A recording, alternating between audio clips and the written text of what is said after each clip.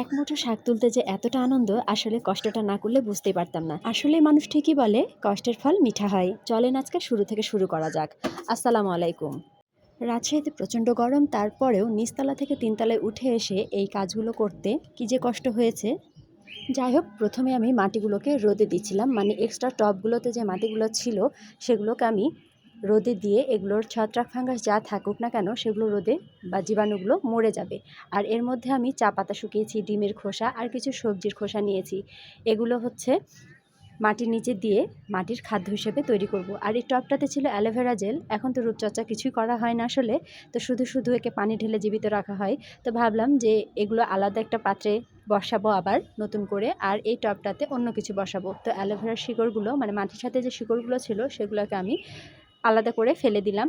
আর তারপরে এই তো টবে আবারও মাটি দিয়ে দিচ্ছি। আর এই যে কিছু সবজির খোসা জমিয়েছিলাম সেগুলোকে দিয়ে দিলাম ভেতরে বা মাঝখানে। তারপর আবারও মাটি দিয়ে দিলাম। এভাবে দুইটা জার আমি করে নেব।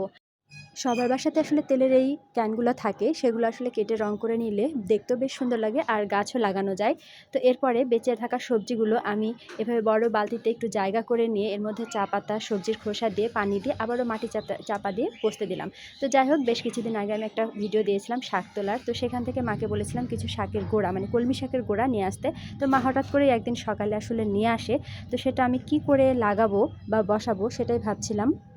সকালে নাস্তার পর আবারও সেই যুদ্ধ শুরু করে দিলাম। বাসায় একটা র্যাক ছিল ফাঁকা, এটার মধ্যে আলু রাখা ছিল, তো সেগুলোকে আবার আলাদা জায়গায় রেখে তারপর একটা বস্তা কেটে বস্তাটাকে একটু ফুটো করে দিয়েছি। খেয়াল করলে দেখবেন যাতে পানিটা এর মধ্যে জমে না থাকে, বৃষ্টির পানি। তারপরে আবার পাশের বাগান থেকে মাটি নিয়ে এসে এই ঝুড়িটার মধ্যে খুব ভালো মতো ছড়িয়ে দিলাম।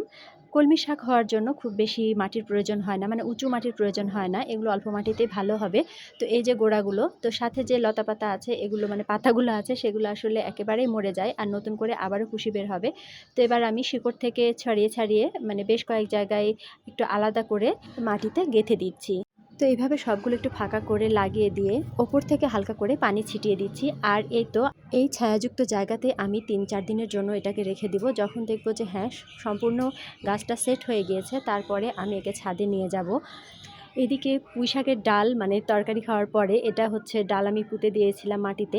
তো দেখেন কি সুন্দর কুশি বের হয়েছে। তো সেটাতেও একটু পানি দিয়ে দিলাম ছাদে উঠে। আর তারপরে দেখছি ৫ দিন পরে আমার কলমি শাকের অবস্থা ঠিক এই রকম। মাশাআল্লাহ, আলহামদুলিল্লাহ, দেখে তো অনেক ভালো লাগছিল। আমার লাগানো প্রথম শাক এটা হচ্ছে ৫ দিনের পর। আর তারপরে ১০ দিন পর আমি ছাদে গিয়েছিলাম।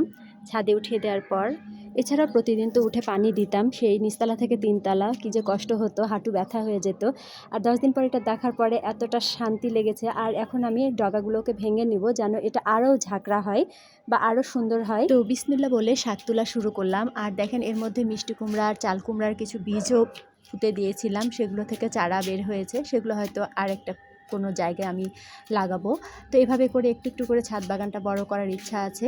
সবশেষে বলবো, যার যেখানে যতটুকু জায়গা জমি আছে বা ছাদ আছে, একটু একটু করে আসলে সবাই চেষ্টা করলে আমার মনে হয় পরিবেশের জন্য একটা ভালো রেজাল্ট নিয়ে আসবে। তো আজকের মতো এ পর্যন্তই। ধন্যবাদ সবাইকে। আল্লাহ হাফেজ।